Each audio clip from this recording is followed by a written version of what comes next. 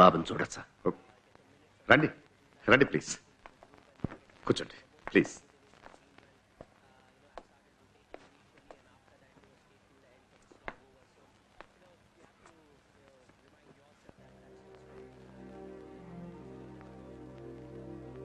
నా కూతురు. హలో. చాలా బాగా మాట్లాడారండి.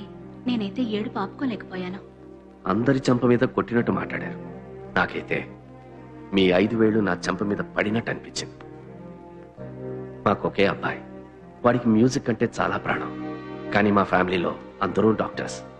కొడుకును కూడా డాక్టర్గా చూడాలని ఫోర్స్ చేసి మరీ మెడిసిన్లో చేర్పించాం. We put him in the best medical college, but he didn't make it.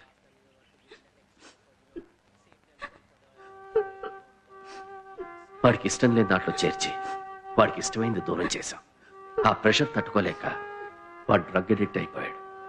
మీరు మీ అబ్బాయిని కొట్టింది బయటపడింది, కానీ మేము మా అబ్బాయిని కొట్టిన దెబ్బ బయటపడలేదు.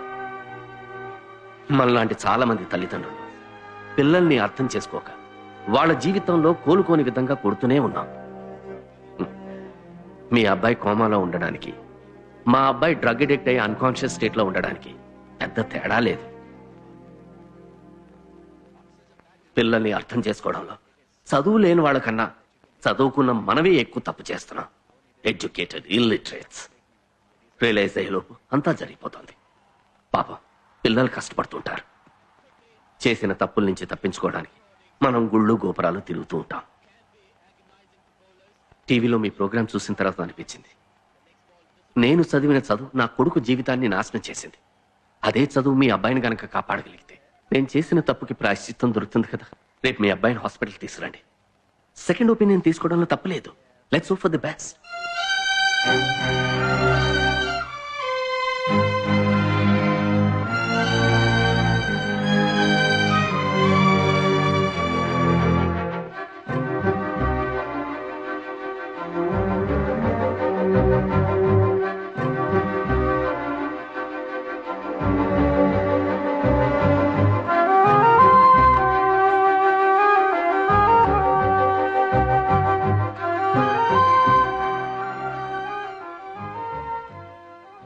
Cheer up, man.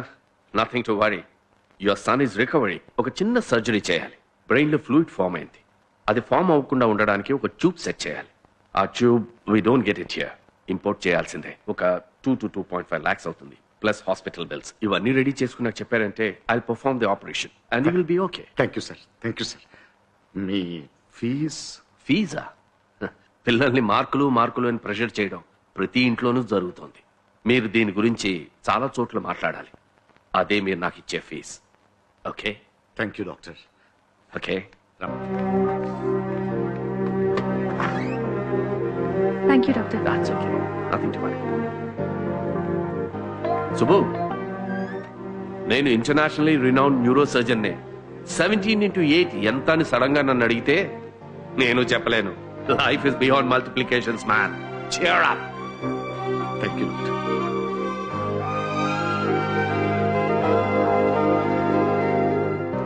ఏం పుణ్యం చేశాను? అందరూ మరి వెతుక్కుని వచ్చి హెల్ప్ చేస్తానంటున్నారు. చాలా భయపడిపోయాను. ఇప్పుడే అంత మంచిగా జరుగుతుంది. అందరి జీవితాల్లో కష్టాలుంటాయి. నా జీవితంలో కూడా ఉన్నాయి. కానీ మీరు కష్టానికి కుంగిపోకుండా నిజాయితీగా ఎదుర్కొన్నారు. అందుకే అన్ని మంచి జరుగుతున్నాయి.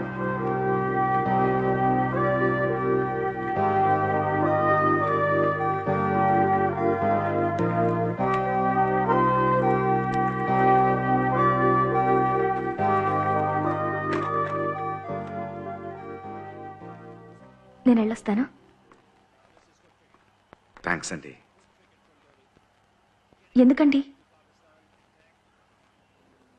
నేనే మీకు థ్యాంక్స్ చెప్పాలి. పక్కనే ఒక ప్లే స్కూల్లో టీచర్ జాబ్ దొరికింది. జీతం తక్కువే, కానీ మనసు ప్రశాంతంగా ఉంది. థ్యాంక్స్.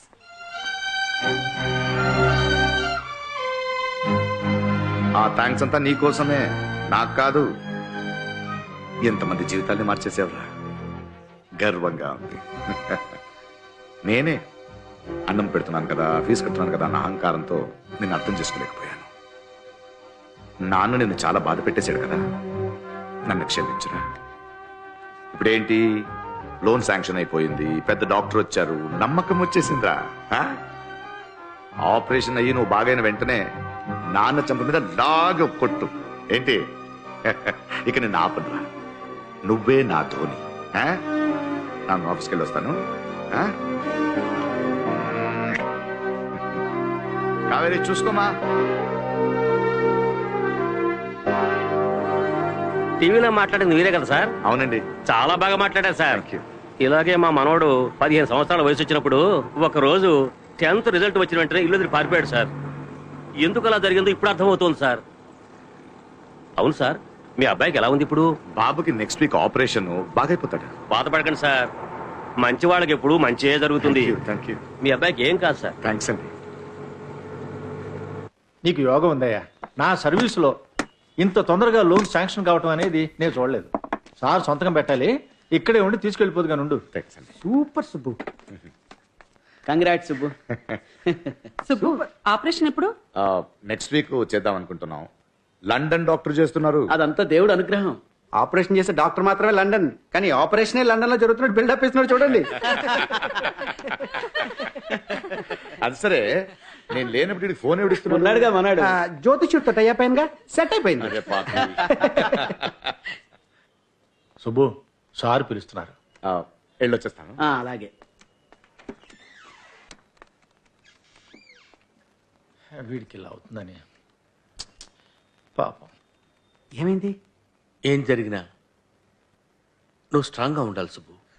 ఇప్పుడే అంతా మంచిగా జరుగుతుంది సార్. చాలా నమ్మకంతో ఉన్నాను. డాక్టర్ నా కొడుకు నయమవుతుందని చెప్పారు. He'll be all right.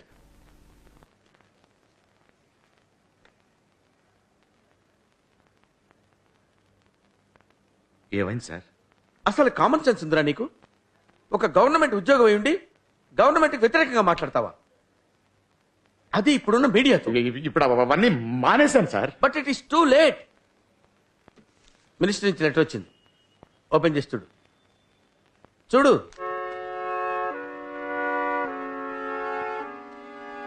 నిన్ను సస్పెండ్ చేశారు. నువ్వు టీవీలో మాట్లాడిందంతా స్ట్రాంగ్గా అబ్జెక్ట్ చేశారు. నీ మీద ఆల్రెడీ ఎఫ్ఐఆర్ ఫైల్ అయింది. దాన్ని మెన్షన్ చేస్తూ రూల్స్ ప్రకారం నువ్వు గవర్నమెంట్ జాబ్ పనికిరావన్నారు. నువ్వు కోర్టుకి వెళ్ళి నిరపరాధి ప్రూవ్ చేసుకున్న తర్వాతనే మళ్ళీ జాబ్కి రావచ్చు. ఇన్ని సంవత్సరాల సర్వీస్ని కన్సిడర్ చేసి కనీసం లోన్ అన్న ఇమ్మని బ్రతిలాడాను రా. నీ మీద ఉన్న ఎలిగేషన్స్ వల్ల దాన్ని రిజెక్ట్ చేశారు. I'm sorry Subbu. I'm sorry. నువ్వు తప్పు చేయలేదని నాకు తెలుసురా. But I'm a government servant. Rules follow చేయాలి కదా. I'm helpless. బాధపడుతున్నా సుబ్బు, కోర్టుకు వెళ్ళి ఫైట్ చేద్దాం. కోర్టు నుంచి జడ్జ్మెంట్ వచ్చేసరికి సుబ్బుకి రిటైర్మెంట్ వచ్చేస్తుంది. అలా అని వదిలేస్తావా? యూనియన్ ఉందిగా.